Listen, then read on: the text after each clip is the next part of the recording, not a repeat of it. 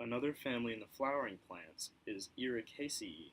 The family Ericaceae, commonly known as the heath family, is eudicot and has remarkable characteristics that it shares with other members of this clade, such as net-like veins and sexual organs. Though the heath family is not the largest family of angiosperms, it is still prominent with over 4,000 species. What's remarkable about most of these species is that they can tolerate and even make use out of acidic conditions. As we'll talk about later, the appearance of the plant can be changed by the degree of acidity. Four common genera in the Ericaceae family are Calluna, Erica, Vicinium, and Rhododendron. Here in the background is a Balkan rose, which is not actually a rose, but it is a heath.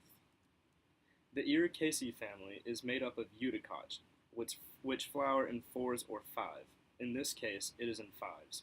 These flowers are also actinomorphic, meaning it has radial symmetry, which you can see here, here, here, here, and here. Many flowers in the heath family have connation of the corolla, which is just the fusion of petals in the flower, making it look tube-like. Rhododendron is an exception to this and has separate petals. The fruit that the heath family normally produce is a capsule, berry, or drupe. A capsule in this family is a dry, dehiscent fruit that is a composite of two or more carpels. Dehiscent just means that it splits open along one or more sutures to disperse seeds. This one here has already split open and released the seeds. A berry is just a fruit in which the ovary tissue is surrounded by a fleshy pericarp. Berries are simple, fleshy fruit. The blueberry in this image is a good example of that. More specifically, the heath family also produces drupes, which is a type of berry that has a fleshy mesocarp and stony endocarp. Now this here is a peach, and while it is not in the Ericaceae family, it is a good representation of a drupe where you can see the stony endocarp on the inside.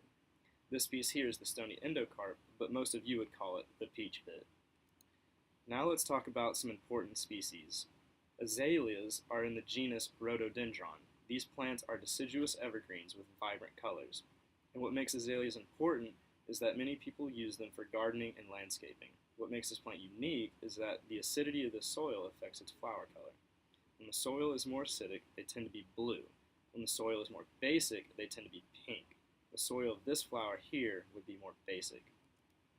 Vicinium corymbosum, also known as the blueberry, is an important species in agriculture and a prominent food in both Western and European culture. The part that we eat on the blueberry is the fruit, or ovarian tissue, and not accessory tissue.